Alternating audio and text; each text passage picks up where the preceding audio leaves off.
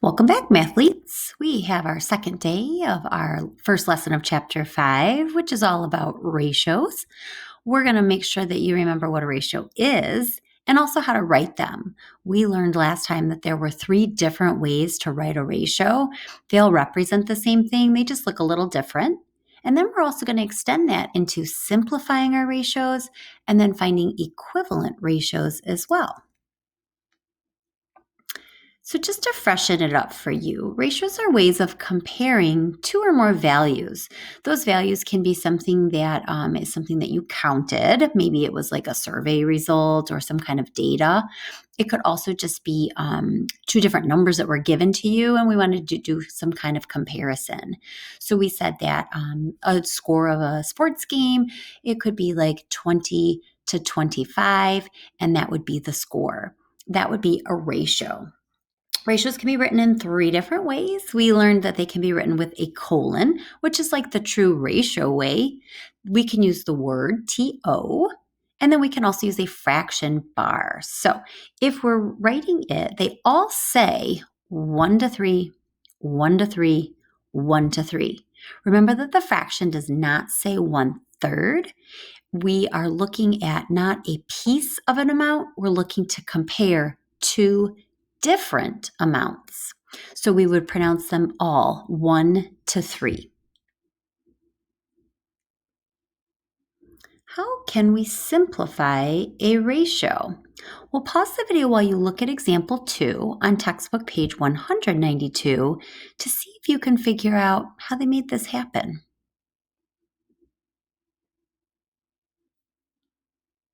So they just kind of show that the original boy to girl ratio was 600 boys compared to 540 girls. And then they said, write it in simplest form. But they didn't necessarily tell you how they went about that. So if we were working with 20 to 10, 20 to 10 can be simplified just like we could simplify it if it were a fraction by removing a common factor from top and bottom. And we learned some simplifying fraction tricks like ending in 0 values can always be divided by tens. So we would end up with a 2 to 1 simpler ratio. Notice when we're simplifying a ratio, even if it ends up looking kind of improper, because it's not a fraction, it's completely fine to have your number on top that's representing something be a little bit bigger than the number on the bottom, because all we're really doing is comparing. For every 2 boys, there's 1 girl. So here's a structure or a style setup that you can use to help you with simplifying. Write your original ratio in fraction form. Divide your top and bottom values of that ratio by the same common factor, and that becomes your simpler ratio. And just like with fractions, we always want to make sure that we get the numbers as small as possible. But remember, if we end up with a number that's bigger on top and smaller on the bottom, it's okay. You can leave it like that. Even if there's a 1 down below, we can leave it with that 1. We want to keep that value in there because it represents 1 of something. So my first example here is a ratio that uses apples and pears, and the directions are to write a ratio.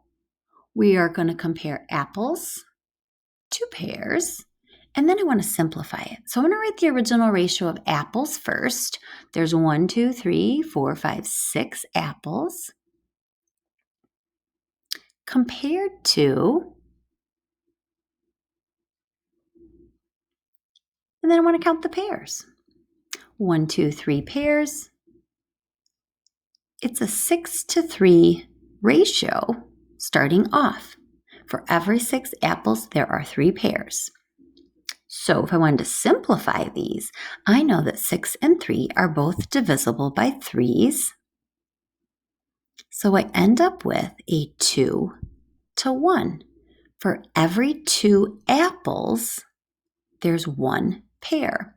So if I wanted to put the same amount of fruit in different bags or baskets and deliver them to other people, to keep it all balanced and even so that everybody gets the same amount of everything, I could do 2 apples and 1 pear in 3 different bags.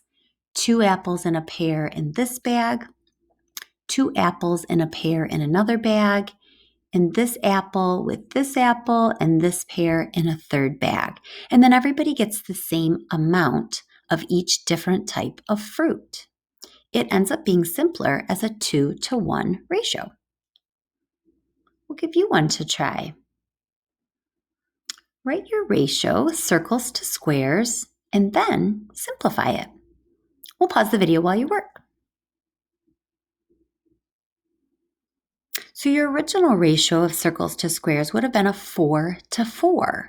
There's an equal amount of circles and squares.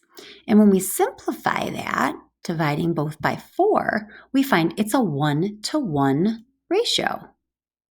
So for every 1 circle, there's 1 square. 1 circle, 1 square, 1 circle, 1 square, 1 circle, 1 square. It's all balanced and equal. How'd you do on that? Were you able to write the ratio and then simplify it? My next one, I don't have any picture or anything to count. I'm just given the ratio relationship. Something is 14-to-21. This could be the score of a football game. I want to write it in its fraction form. It makes it a little bit easier for me to simplify. I know that 14 and 21 are both found in the count by of sevens column. So 7 is the factor that I'm going to divide them both by. 14 divided by 7 here is 2, and 21 divided by 7 here is 3. So it ends up being a 2-to-3 ratio. For every 2 points that this team has 3 points. We'll give you one to try. Write your ratio, 27-to-63, in simplest form. We'll pause the video while you work. So your values, 27 and 63, are both divisible by 9s, or you could have divided by 3s and 3s again. Did you get it down to its simplest form, 3-to-7? You also could have written it in its ratio form or in its word form instead of just the fraction form. 3-to-7 is the simpler way of talking about 27-to-63. How'd you do? My next one is in word form. Once again, I like fraction form myself. And now I want to simplify. I know that 8 and 4 are even, but I also know that 4 is a common factor of them both. And so I'm going to remove the greatest common factor, 4. 8 divided by 4 gives me 2, and 4 divided by 4 gives me 1. So this ends up being a simpler ratio of 2-to-1. For every 2 of something, there's 1 of something else. We'll give you one to try. Write the ratio 9-to-3 in its simplest form. We'll pause the video while you work. So your values that you're comparing are both divisible by 3s, and so we would end up with a simpler 3-to-1 ratio. Remember that we want to keep that 1 there because it represents 1 of something, and so we don't want to eliminate it and just make it be 3 wholes. 3-to-1 can also be written in ratio form with the colon symbol or in word form with 2. How'd you do? You able to simplify some ratios? So what exactly is an equivalent ratio? Well, we've actually been writing equivalent ratios because a simple ratio is still equal in values to the original ratio. It just is using simpler or smaller numbers. But equivalent ratios are just a fancy way of saying equal. So if we have a ratio, we can make an equivalent ratio by either simplifying it, like they did here. The ratio of triangles to squares ended up being a simpler 2-to-3. For every 2 squares, there were for every 2 triangles, there are 3 squares. And over here, 2 triangles compared to 3 squares. So we can simplify the ratio or the relationship by breaking it down into smaller parts. They both are equal in value to each other. So we've been writing simplest ratios, which are equivalent ratios. They're just kind of fancy ones. As long as you do the same value, multiply or divide to both numbers, you'll still end up with something that's very equal. So we were doing division to simplify our ratios, but we can also multiply to grow them.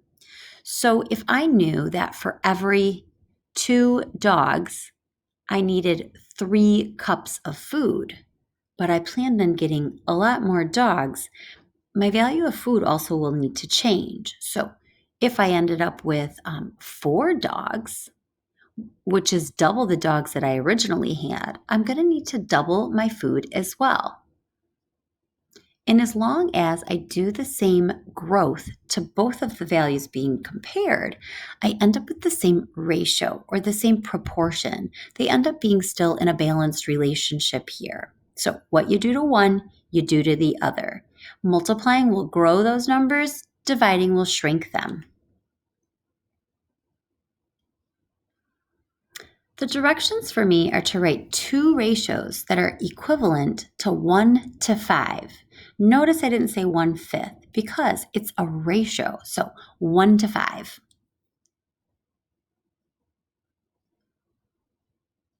This could be something like, for every 5 fingers, there's 1 thumb. No, that doesn't make sense. It would be 4 fingers. So ignore my example here. Maybe for every 1 day of snow, there's 5 non-days of snow.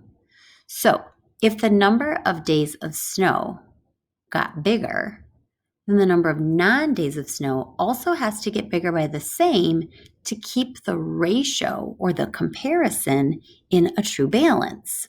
So I could double that and double that. Another thing that I could do over here, I could do times 5 math to this number of snow days. And then down below, I would also have to do a times 5 to keep it in its same balance, 5 to 25. We'll give you an equivalent ratio to try. Your job is to write 2 ratios that are equivalent to 4 to 3. We'll pause the video while you work. So I have a lot of ideas on the board here. 4 to 3 is the same as 8 to 6. It's the same as a 12 to 9 would be. It's in the same comparison as a 16 to 12 or a 20 to 15. You could even have done something like times 10, and in which case that would be a 40 to 30 ratio, or times 100 and gotten a 400 to 300 ratio. As long as what you've done to both values ends up being equal, then we are creating an equivalent ratio. Here's a real-world example for me to try. There is a rule about safety. When you're taking a bunch of kids on a field trip, you need to have a certain amount of adults attend as well. So the ratio is 1 adult is needed for every 10 students. So I'm going to use a table to start organizing my information. Well, a lot of times it's not just 10 students that go. You bring a lot of students. So maybe 20 students went. If that's double the students, we need to double the adults as well, just for safety reasons. Maybe the triple of students went. That'd be like a whole class. Well, then we would need 3 adults attending for 30 students. If 40 students went, we need 4 grown-ups. 50, we would need 5. 60, we would need 6. You can see a pattern going on here. 70, we would need 7 adults. And 80, which is the question, we would need 8 adults. So if 80 students went on the field trip, we would need 8 adults to go for safety. There's a shortcut way that we can work with equivalent ratios here. Knowing that there's going to be 80 students attending, We start off with an original 1 to 10, one adult for every 10 students. And we know that the students are not going to be 10, but they're going to be 80. So now my job would just be to figure out how many adults need to go. And this would be the idea of equivalent fractions, but in ratio form. So the 10 of students got multiplied by 8, and then we ended up with 80. So we also have to take the number of adults and make them 8 as well, or times 8 there. What we do to one, we do to the other.